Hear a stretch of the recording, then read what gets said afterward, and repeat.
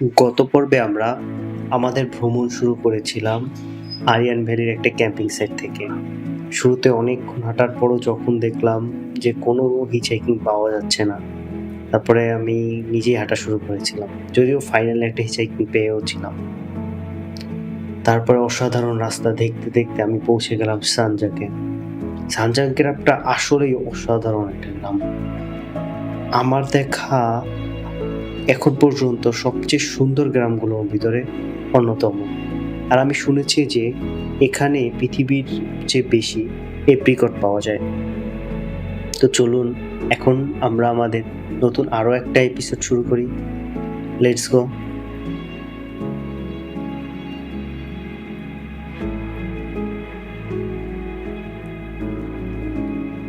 এই যে দেখেন, এই রাস্তাগুলো অনেক বেশি সুন্দর না? পাশে সবুজ সবুজ গাছ আর আশেপাশে হলুদ হলুদ পাহাড়। দারুণ লাগে জায়গাটা দেখতে।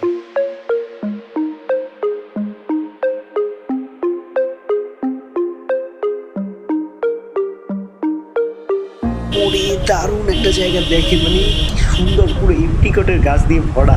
জায়গাটা আসলেই দারুণ, যদিও এখানে পাহাড় পাথরগুলোর জন্য একটু ভয় ভয় লাগে। এরকমের ভাঙ্গা রাস্তা তো আগে দেখি নাই। এখানে দুই একটা জায়গায় হয়তো বা ল্যান্ডস্লাইডের কারণে এরকমের রাস্তা হয়ে গিয়েছে।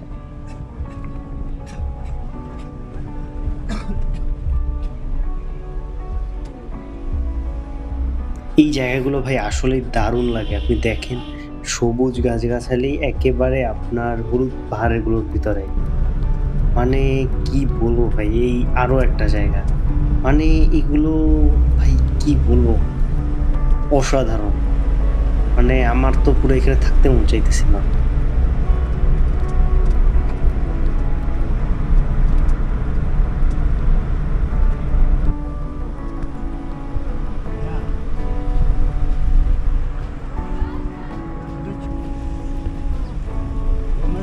এই ফোর্টটাকে বলে চিকতান ফোর্ট।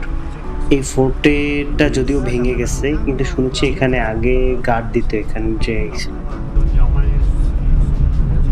এই সবুজ, তারপর হলুদ আর হলুদ পাহাড়, মানে জায়গাগুলো পুরো অসাধারণ লাগতেছে দেখতে।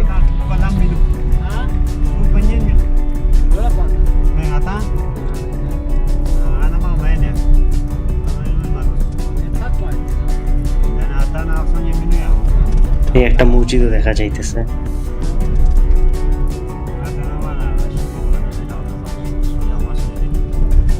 জায়গাটা দেখেন, গাছগুলো একেবারে রাস্তার উপরে এসে পড়ছে।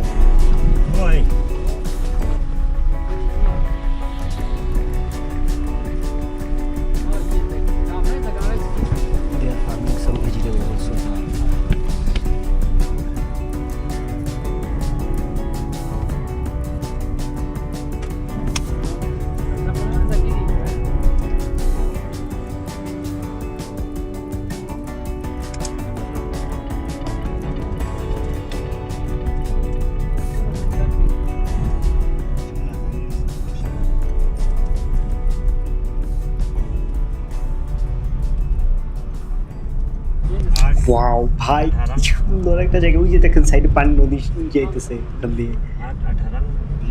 ওয়াও, ধানগুলো কি দারুণ ভাবে চাষ করতেছে। এই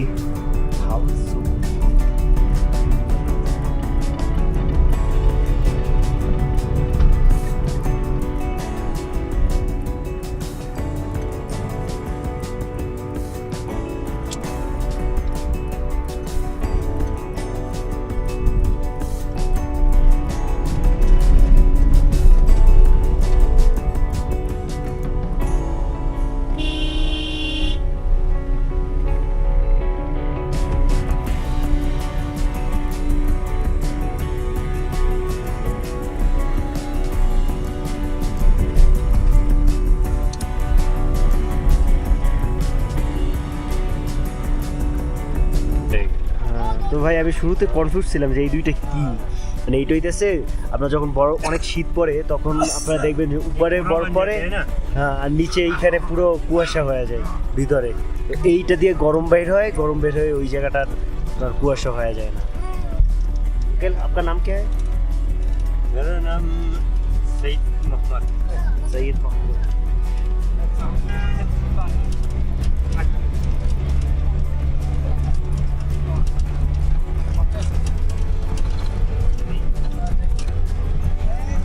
এখানে আপনার রৌদ্র ভালোই, প্রচুর পরিমাণে আজকে রোদ উঠছে।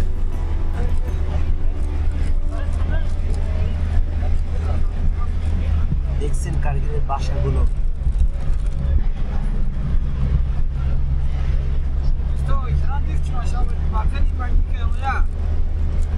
ভাই আসি হইতেছে ভয়ঙ্কর একটা খারাপ অবস্থা। ডানে মানুষ, বাঁয়ে মানুষ, উপরে মানুষ, নিচে সাইডে মানুষ, শুধু সামনে কোনো মানুষ।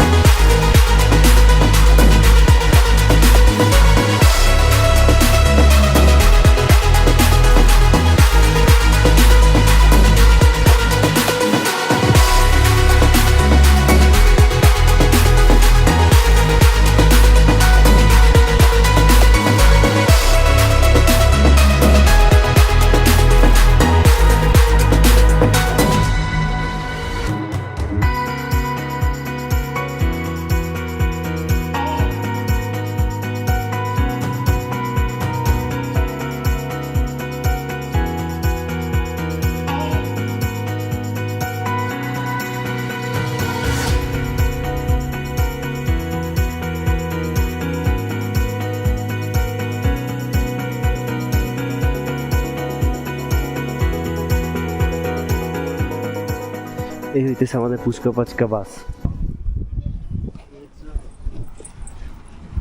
আর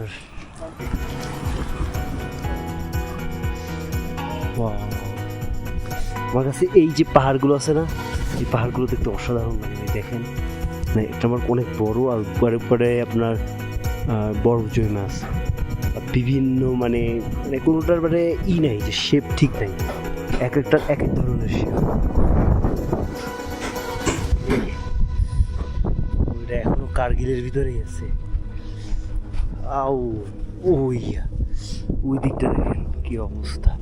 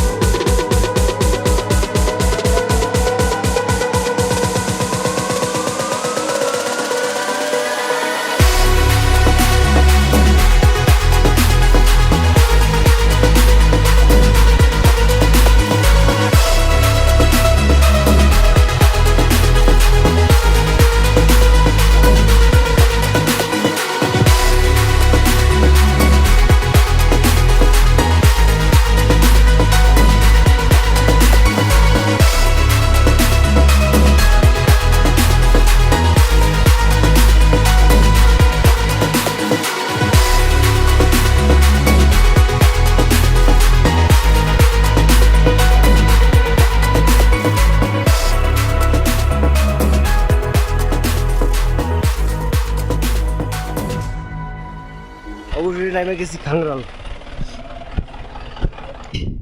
সামনের দিকে যাই, ওইখানে একটা আপনার মসজিদ আছে, এদিকেও একটা ছিল।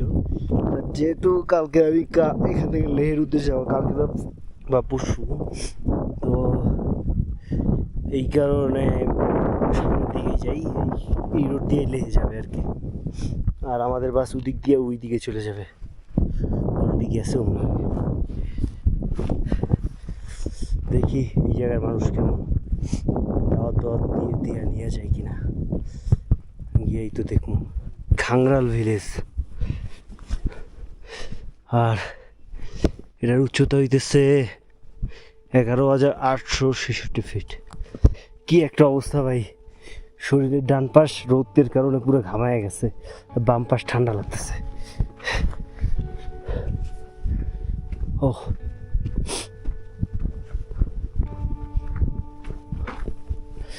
আরো কত দূর ভাই, এটা তো ইমামবাড়া। ইমামবাড়া মানে কি আল্লাহ জানে। দিয়া মসজিদ শরীফ,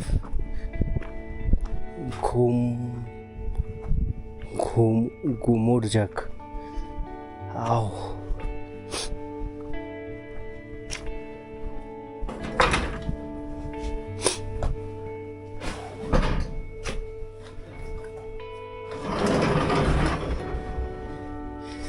এইখানে মতন বড় ব্যাগটা রাখি, তারপরে উঁচু করে আসি। চলে একটু গ্রামের ভিতর দিয়ে হাইটে আসি। চলেন গ্রামের ভিতরে যাওয়া যাক। এই হইতেছে গ্রামে যাওয়ার রোড ভাই। কাহিনী কি ভাই, একটা মানুষ নাই, বিরান এলাকা নাকি আল্লাহ জানে। দিনের বেলার মধ্যেই খুঁজে বাইর করা লাগবে কেউ না কেউ। সব মানুষ ভাই গেছে কই আল্লাহ জানে, একটা মানুষও নাই। কই মানুষ,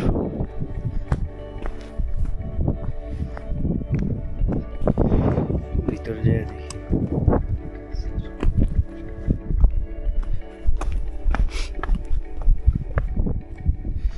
ভাই রোড না কি আল্লাহ জানে, পুড়ে না যায় ভাই, ওইসব জায়গাতে দাঁড়তেই ভয় লাগে। একবার পুড়ে গেছিলাম গুলমার্গে, আর গুলমার্গের ভিডিও না দেখে রাখ, লাইভ চেক করতে পারেন ভাই। এটা একটা গেস্ট হাউস, কিন্তু আমি জানি না এটা খরচ কেমন নাই। ও তো এইখানে টেন্ট লাগাই রাখবো। সি ওকে ঠিক আছে।